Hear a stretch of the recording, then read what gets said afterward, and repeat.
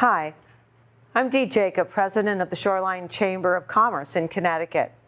I'm happy you've joined me today for a video from our business education series.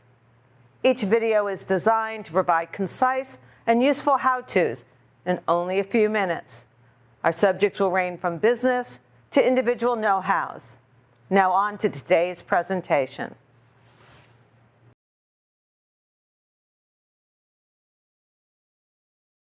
Hi, I'm Martina Jakober. I'm a sergeant with the Guilford Police Department here in Guilford, Connecticut. And today we're going to be talking about business security and theft. So I want to touch on a few points that we recently have had some issues at our local businesses, and a few points on how to be safe when you're either going into your place of employment or keeping your patrons safe. So I want to talk about being aware. That's the number one thing. When you're going in and out of your business, you want to make sure that you are aware of what is going on, how people are behaving around you, and if someone's hiding in the parking lot or sitting in their vehicle for a long period of time, maybe they're angling to make you a target. So you want to make sure that you're looking around and making sure that those people aren't out to target you for any reason. So with that, you want to exit your business if you're going late at night, or even now that we're in the fall, it gets darker much earlier, that you have a buddy, a coworker that you'll be leaving with. And so when you lock up at night, you're not the only one there.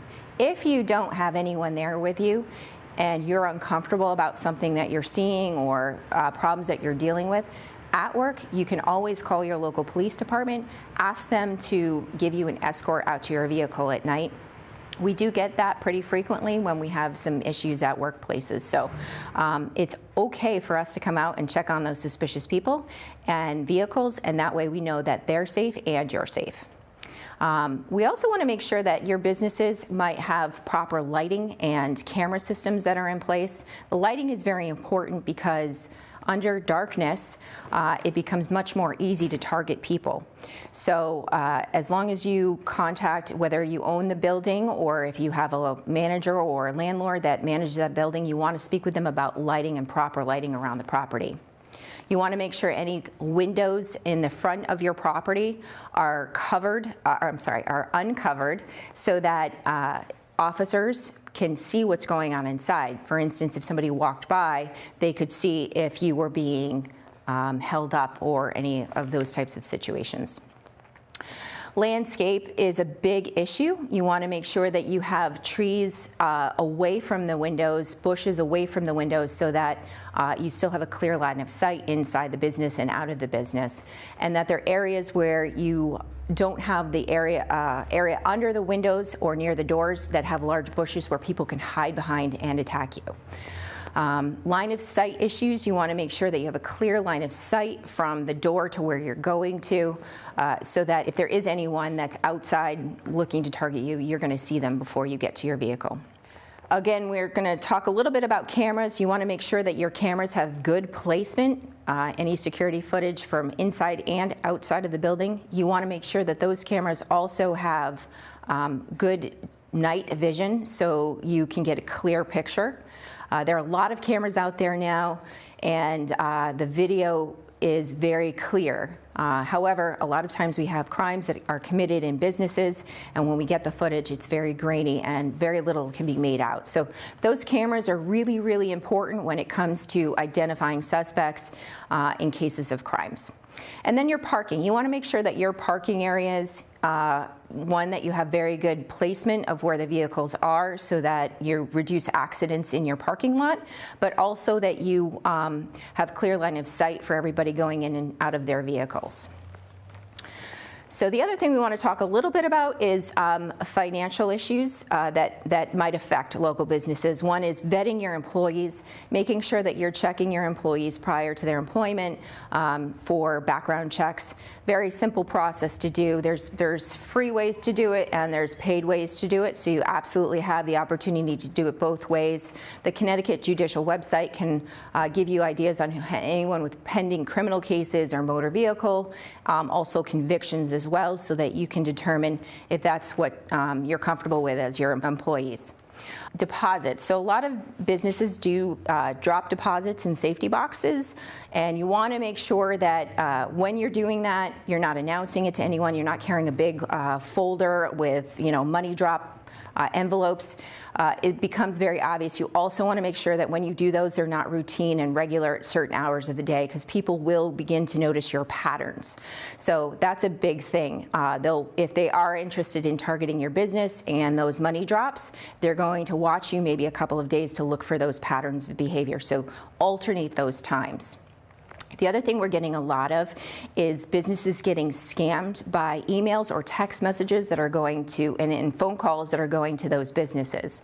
For instance, some people are getting phone calls saying they're from Eversource and they are late on their bill and they're shutting down their electricity. For instance, it could be a restaurant that's a Friday evening at 5:30 at night. They can't reach anybody to verify this information, and they don't want to lose out on the business for Friday night, so they'll pay over the phone, or they'll provide a prepaid card to them. Oftentimes we get people scammed with getting Bitcoin or some sort of cryptocurrency, also gift cards, things like that. Those tend to be the ways that these scammers are asking for payment. If you get a call like this, make sure that you confirm with the company before you make any payment whatsoever. Eversource will not call you up and say they're shutting off your electricity in 30 minutes if you don't pay them. It's just not something they do. So know that and recognize that. Some of these emails that are being received are one digit off or one number off. They might have a period between the two names, something like that. It seems like it's a legitimate email that's coming from a legitimate corporation saying that you need to pay this amount for this amount owed, and you click on that link. That link ends up bringing you to another site where you're entering your actual business and losing a lot of money because they're asking for you to pay these bills. We've had a number of these cases happen in the Shoreline towns, and it's really important to be aware that when you are sending money, you know exactly where it's going to, and you've actually clicked in whatever link you're supposed to go to. You didn't actually go through it from an email link. The same thing with text messaging. It is also attacking many people's phones, whether you're a business or not, and if you click that link, it's generally not the company that is sending you that message. Again, always call those companies with the number you know that to be an active and real number through the internet. So you look it up, Google that real number for that business, and then call them and see if it's legitimate, whether it's your bank, whether it's the utility companies, no matter what it is. The other thing quickly I want to touch on is workplace violence. Obviously that affects places all across the country, and we want to make sure that local businesses do feel safe. If you have an employee that is a problem employee or you have concerns about, you can certainly call your local police and kind of go over what's happening to ensure that everybody there is safe. We're happy to help, and we're happy to deal with sometimes the uncomfortable factor of having to terminate an employee and making sure that goes smoothly. So you can always call us on those. With all this, we want to kind of give you an idea of what's available as a resource for local businesses, is that we do security and vulnerability assessments. Those essentially are where we look at your business from the exterior, the interior. We talk about safety measures that would ensure a safe environment for not only you, but your patrons. And it's a free service that we in Guilford provide, and you can contact your other local agencies to see if that's something that they do. We incorporate that with CPTED, which is Crime Prevention Through Environmental Design. It's a certification that we have that utilizes a lot of the exterior and the lighting and the cameras and everything else with your environment to ensure that the building, the structure, the people inside, the people using the facility are all safe. So those are a few tips that we wanted to give you today. If you have any further questions, you can always reach out to me, Sergeant Martina Jakober with the Guilford Police Department at 203-453-8061, or you can contact the station and speak with anybody else about some concerns that you may have. So thank you for watching. Have a great day.